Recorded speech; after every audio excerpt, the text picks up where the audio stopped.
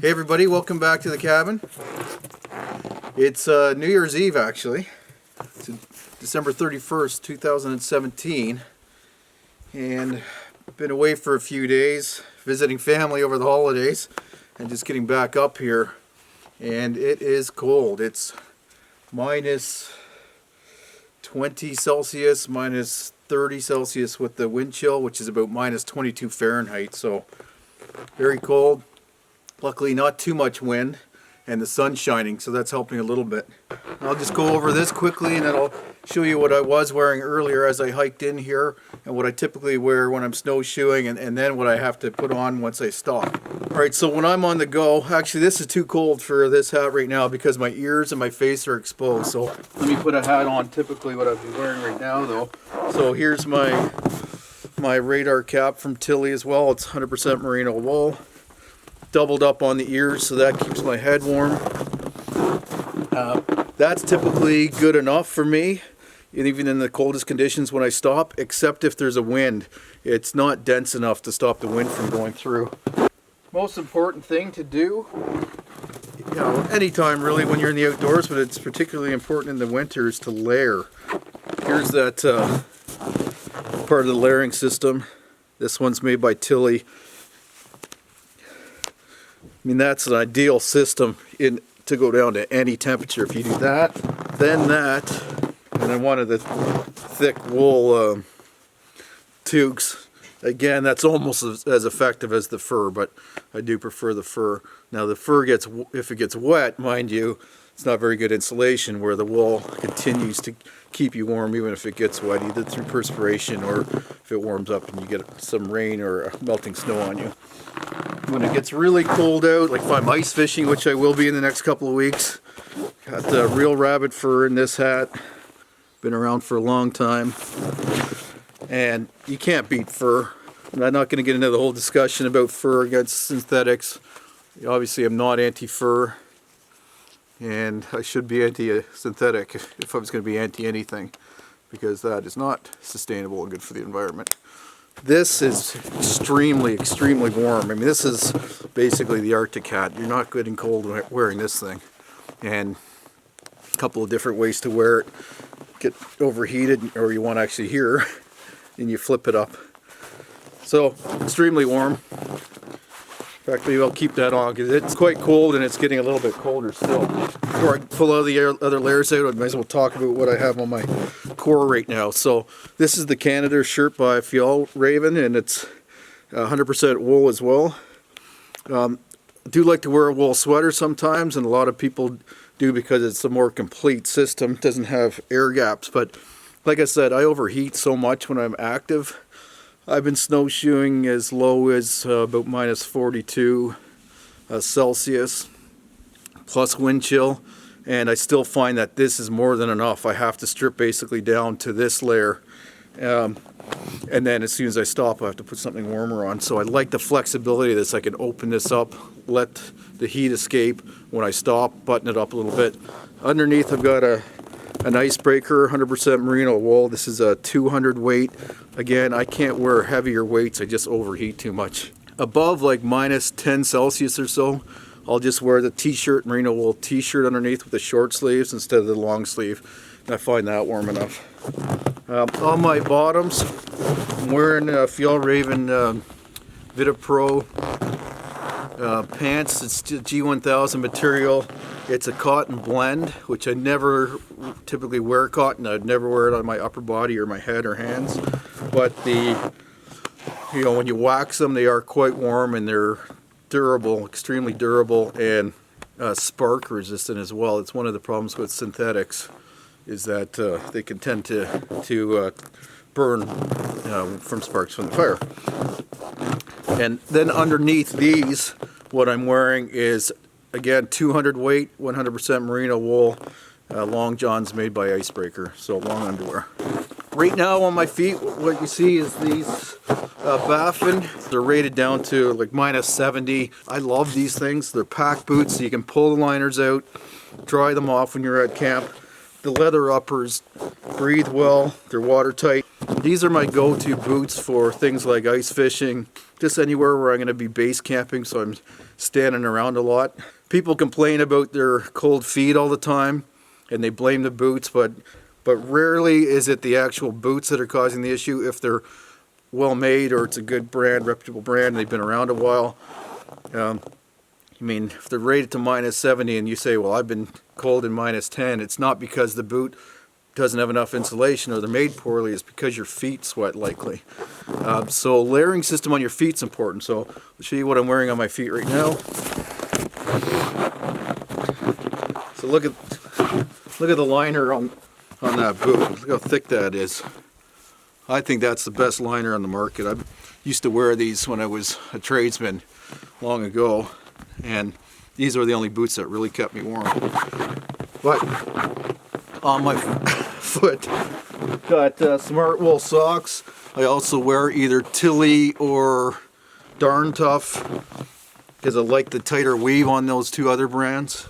And then under that, so there's the long johns, but under that I have a synthetic, but I prefer merino wool base layer sock as well. So that's the layering system on my feet.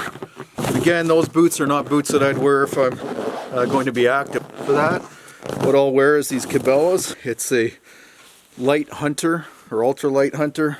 They do have Thinsulate ultra insulation in them, so they are warm enough, and they're warm enough. I would go all the way down to like -30 Celsius, -22 Fahrenheit in these if I'm active. And again, leather uppers, so they breathe well. So I'll wear these when I'm active, wear these snowshoeing in particular, or a similar type boot, something lighter like that. Feet are going to get cold when I get to camp in these, however, so I want to have some other type of boot to change into when I'm stopped. And if it's not a pair of boots like these Baffins, then it'll be more like those mech camp shoes that I wear, and I'll show you those as well. So on my upper body, when I'm moving, when I'm active, wool's a fantastic. Problem with it, if it's not a really tight weave or if it's open like this, is that the wind bites through it. That goes on over top of everything and stops the wind, and then I can vent the pits if I need to, so I can still let perspiration evaporate. So again, it's getting extremely cold right now. The temperature is starting to drop as the sun goes down. I'm going to throw this 100% thick tight weave wool sweater on.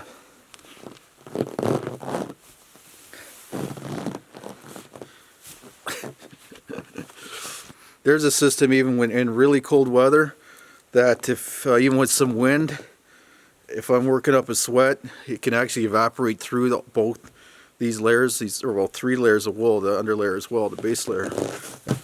When I get to camp, like I said, I've been out in temperatures as low as -40 or 42 Celsius. I might have been beyond that in the past as well, but this is recent I'm talking about. When I get to camp, this is the jacket that I put on, and I have a vest that's exactly the same. It's 800 fill. This one's made by Eddie Bauer, but most of the outdoor brands make a down puffy jacket.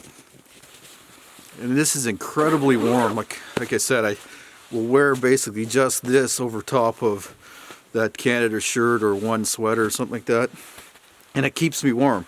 Problem with these is that they're not very durable, so I've got little holes, probably from Cali nipping at me, or sparks. They'll tend to burn this material really easily. It's very thin nylon material. What I do like about it is that it packs into a really small pocket, and I can carry this because I can fit it into anything. So I'll carry this almost year round, actually. In fact, pretty well every one of my trips, regardless if it's middle of the summer or the middle of the winter. This is the jacket and the vest that I pack. I use it as a pillow when I'm on canoe trips, and if it gets cold, I throw this layer on and it keeps me warm in pretty well any temperature. The insulation just doesn't work if it gets wet, however, because it is down and this nylon shell is just too thin to be waterproof, so you have to protect it. Once it gets wet, you're pretty well done for the rest of that trip because it's going to be hard to dry out. So my hands, I have a base layer on. These ones are made by Under Armour. Of course, that's not enough when it gets windy or to sustain cold. So over top of those I'll put another glove and then a mitt typically, or often just a mitt over top of them is enough. So I'll put something on like this. It's a 3-in-1 mitt. The other parts are just other thin layers of mitt that go inside there as well. So 2 or 3 layers, that being the outside. Rubber to wipe off goggles, because if it's really cold I need to protect my face, then I can wipe that off, or a visor or something. So that's what you really need in the winter to keep your hands warm. You need mitts, not gloves. Gloves they just don't have enough air trapped inside to keep your hand warm, so you actually have to have these mitts. But I like to be able to then pull off the mitt, operate my camera or whatever gear I'm working with, and then put the gloves back on as my hands, or the mitts back on as my hands get cold. I would say 90% of the time, even when it's cold, I don't wear long underwear because, again, I just overheat. But as soon as I stop, those are big muscles. Your lower body has big muscles, and they heat up quickly, but they also cool down, and you need to keep them warm. So I'll throw on a pair of Gore-Tex pants that are watertight, waterproof, so I can sit on the snow or stop the wind from coming through. That basically is all I need on my lower body. Again, if I wear something like a pair of snow pants or something, I just find those a little bit too hot. Get lots of people asking me about these pants. You know what, I bought these for muskie fishing out on Georgian Bay in October, November. Yeah, they're rainwear, guidewear I think they call it, at Basspro and at Cabelas. Gore-Tex. These have an inner layer as well. Just really, really durable, like, well, great weave, so very durable exterior. Lots of pockets in them. This is the bib, so lots of body coverage. And then I also have the rainwear top as well, or guidewear top as well, that goes over top of this. That's like bomb-proof rain gear, and I find in the winter it's awesome as well because it holds in the heat, keeps the wind out, and it's fairly good for moving in. You don't want gear that's too tight or too bulky, too loose even, that just catches on things and makes every step awkward and difficult. So you want to be able to wear gear that's as light as possible for what you're doing. Gives you a free range of motion, and that you can strip layers off, put them back on. These, thinner layers that you can pack up and put into a bag so you're going to carry them more often are extremely important. It's about moisture management in particular. You need to maintain or manage that moisture. You need to let it escape and not accumulate in your clothing, which means cotton is completely out. You want to avoid synthetics that don't dry quickly and that don't breathe properly. And you want to make sure that you're layering. Getting a great big jacket, like a Canada Goose jacket or something like that, like a big parka. Unless you're sitting on a snowmobile or something, you're either too hot or too cold, because you take that thing off to cool down and then you don't have enough on underneath. So that's it for this video. I appreciate you watching. And if you haven't seen the cabin series, if you haven't seen me building the cabin, you can check out this playlist.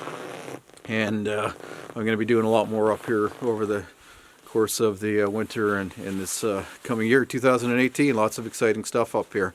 But if you have any questions about my gear, or you have any requests for other videos that you'd like to see me do, please comment below, and I'll try to get back to you. But like I said, thanks for watching this video. Look forward to seeing you up at the cabin again next week. Take care.